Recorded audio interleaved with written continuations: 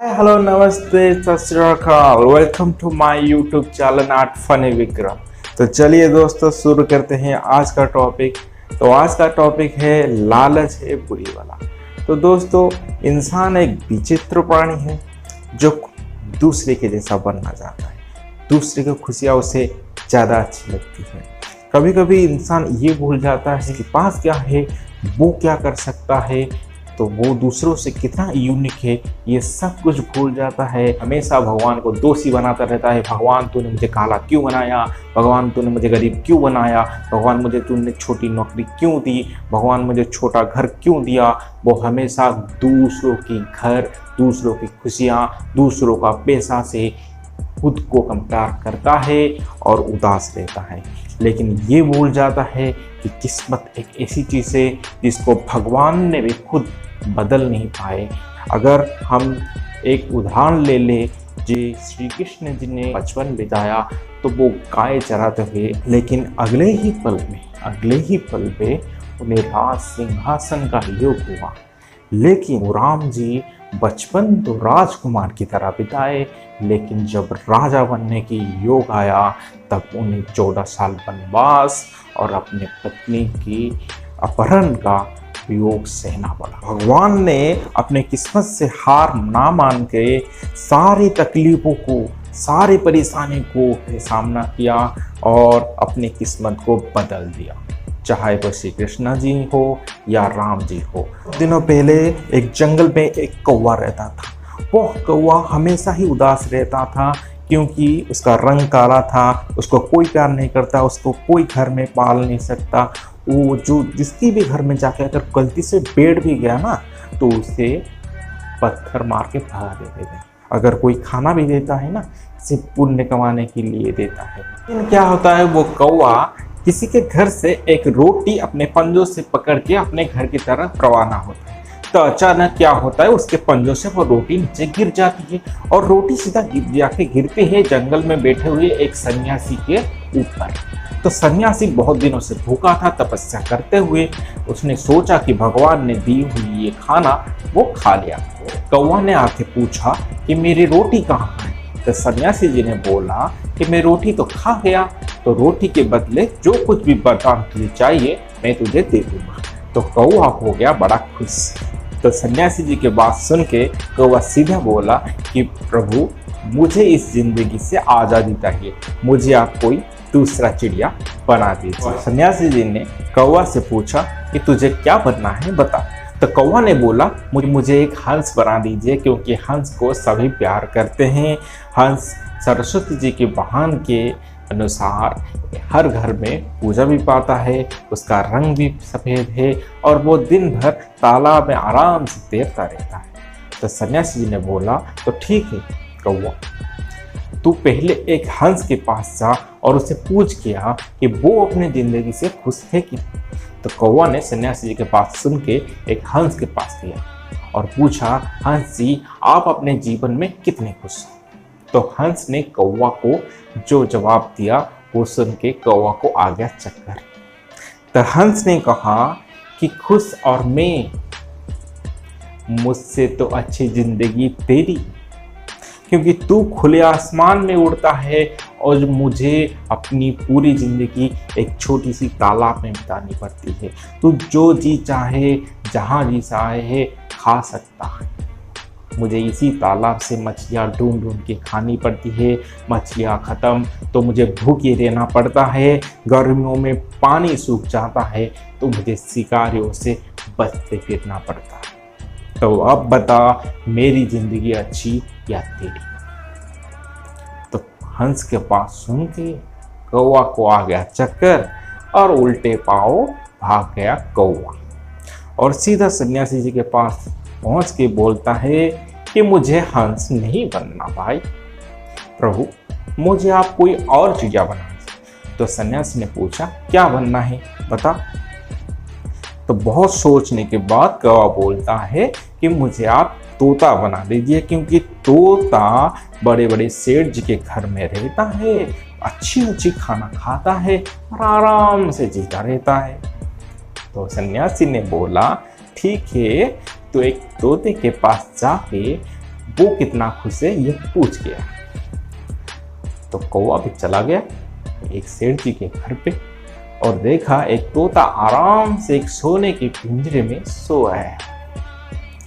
तो सोते हुए तोते को जाके पूछता है कौवा कि तोता भाई आपका जिंदगी तो मस्त है, आराम से खाओ आराम से सो, कोई दिक्कत नहीं। तो तोता बोलता है खुश और इस पिंजरे में बंद होके ये सोच भी कैसे रहा है, मुझसे अच्छी जिंदगी तो तेरी है भाई, कम से कम तुझे कोई कैद तो नहीं करता, खुली आसमान से आज़ादी की तरह उड़ता रहता है, जिस डाल पे चाहे उस डाल अपना घोंसला बनाता है, अपना जिंदगी बिताता है, अपना साथी ढूंढता है, लेकिन मैं अकेला ही इन इंसानों के बीच में कैद हूँ भाई, कैद।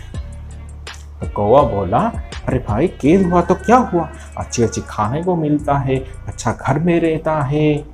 तो तोता बोला हम चिड़िया हैं भाई, इंसान नहीं, आज़ादी होनी चाहिए, ना कि एक सोने के पिंजरे में जीवन भर बंद रहनी चाहिए। और बाकी रहा खाना, तो मुझे वही खाना पड़ता है जो सेठ जी के बच्चे अपने हाथों से अपने मर्जी से खिला के चले जाते हैं। मुझे तो कोई अपना इच्छा तो नहीं पूछता, मुझे वही दिन भर वही बोलना पड़ता है जो उनके बच्चे मुझे सिखा के जाते हैं।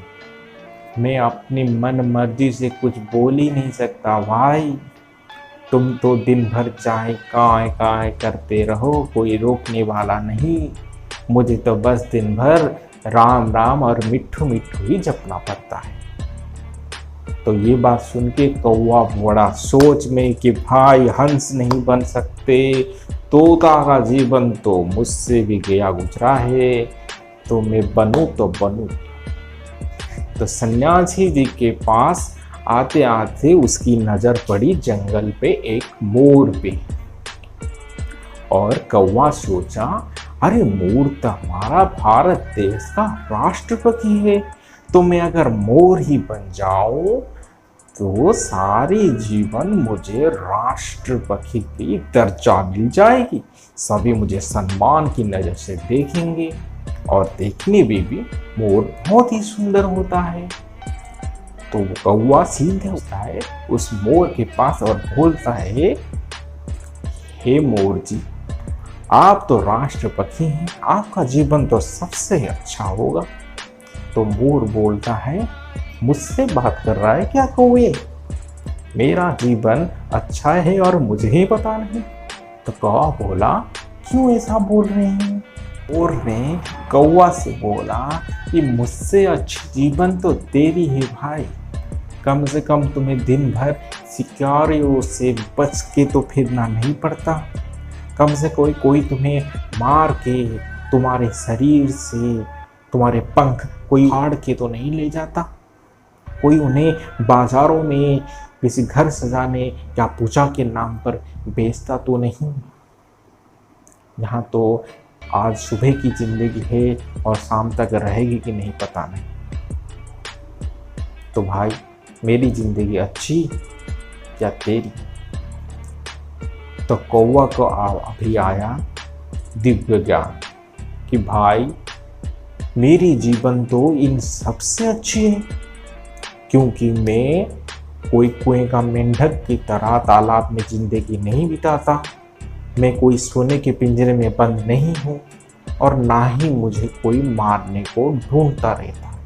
काला हो तो क्या हुआ, मेरा सुर खराब हुआ तो क्या हुआ, कम से कम मैं आज़ाद तो हूँ, आज़ाद जिंदगी जीता हूँ, जहाँ चाहे वहाँ जाता हूँ, जो चीज़ चाहे वो खाता हूँ, मुझे कोई मारने वाला तो नहीं, मेरे जान को तो खतरा नहीं, कम से कम मुझे पालने के नाम पर अपने घर पे कैद तो नहीं करेगा। तो ये सब उसके दिमाग में अभी जो बात आई ना, वही बात मैं आपको समझाना चाहता था दोस्त, कि इंसान अगर खुद के पास जो है उसको अहमियत देना शुरू कर देना, तो दूसरों की जीवन उसको बहुत छोटी लगेगी। हम अपनों से बड़ों से अपना जीवन कंपेयर करने के बजाय अपने से छोटे के जीवन से कंपेयर करना चाहिए। अगर तुम्हारे पास एक छोटा सा घर होना तो ये सोच लेना कि किसी के पास घर ही नहीं रहने को। तुम्हारे पास अगर कपड़े हैं ना तो किसी के पास पहनने को कपड़े ही नहीं हैं। अगर तुम्हारे पास छोटी सी मोटरसाइकिल भी है ना तो किसी को पैदल भी चलना नसीब नहीं है, किसी के पास चलने के लिए पैर ही नहीं होता। तो ये इंसान लालच में आके हमेशा बुरी बला को अपनी ओर खींचता है, बड़ा होने के चक्कर में खुद छोटा बन जाता है। तो दोस्तों, हमेशा खुश रहो, मुस्कुराते रहो। भगवान में जो दिया है आज अगर छोटा है, मेहनत से कल वो बड़ा भी हो सकता है। तो उस पे अमल करो, दूसरों के जीवन में खुशियाँ ढूंढना बंद करो, क्योंकि जितना बड़ा दूर से दिखता है ना पहाड़ हरा भरा, पास जाके देखो उतना बड़ा ही खंडर मिलेगा। तो अगर आपको ये टॉपिक आज अच्छी लगी हुई तो मेरे चैनल को लाइक करें, शेयर करें और सब्सक्राइब करें। सी यू।